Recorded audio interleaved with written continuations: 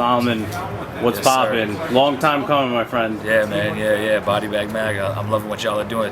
It's good Nice. to be out here. Yo, fresh off a crazy battle with Ness, Grizzlemania 2. Tell us a little bit how that came about, why you came back to Grindtime over all the leagues, and how you want to get back in the battle team, really. Basically, Cap is my man for like many years. I've known Cap for, I can't even say, maybe like 5-10 years, maybe. 10 might be an exaggeration, but like a good 5 years. And he hit me up and told me about the situation. And for me, it's never about like the money particularly. It's more just about the timing and like the actual opponent and what it's going to lead to. Because, there was a time when I was battling anybody and everybody, and like literally anybody, I would battle anybody. People that were garbage and people that were dope. And now I'm just trying to be picky and make the right choices. So I've been in the studio for a long time, and I got a project that I'm wrapping up. So it was time, and it was the right opponent. It was the right food on the table. So I had dinner.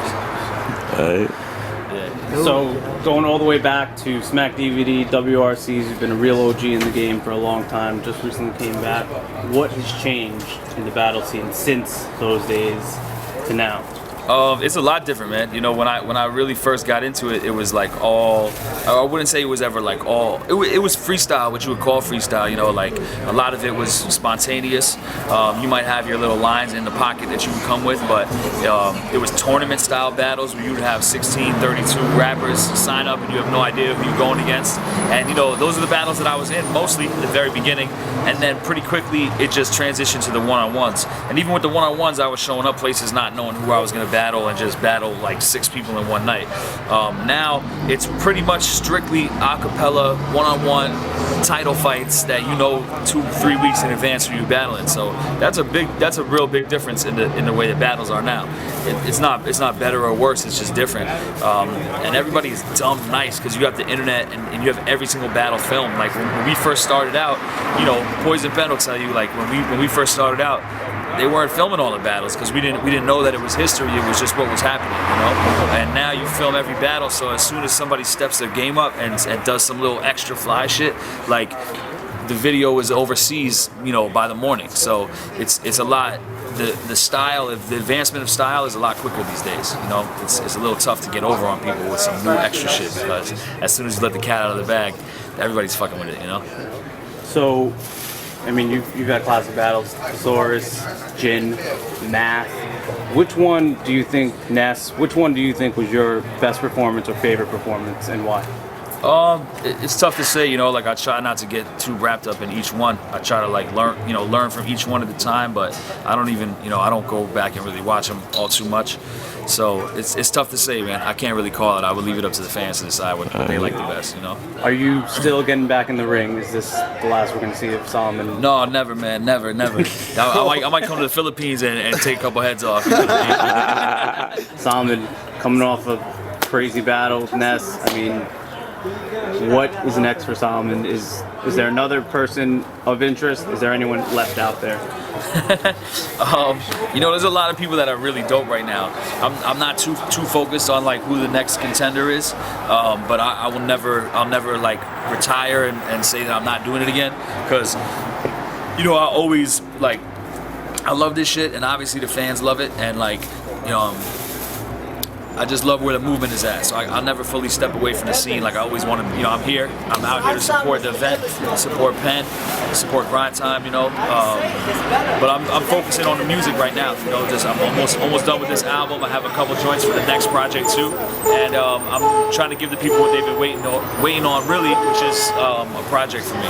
How did the Cassidy Iron Solomon song come about? That came about because at a battle at Fight Club, Cassidy was judging. And Cassidy is a real down-to-earth, like humble dude.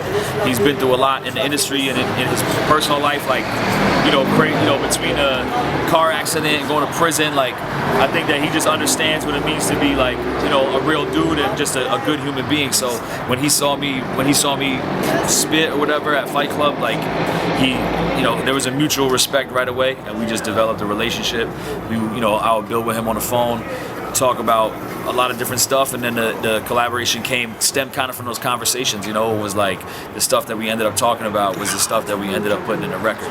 So shout out to Cassidy, man. He's got a great album coming out too. It's a very well-rounded project, and it's another good, like, real MC that has been commercially successful that is still showing love to upcoming artists. So now there's a message to that song. Can you kind of break down the whole theme of it? And I mean, I think that's important right now to where we are. Definitely. You know, this is the purest part of hip hop we've ever been a part of. I mean, I think things are growing that way. Yeah, I mean, it's a topic that, like, you know, people touch on, and I don't want to, like, I wouldn't want to beat it to death, so I'll leave it at that one song.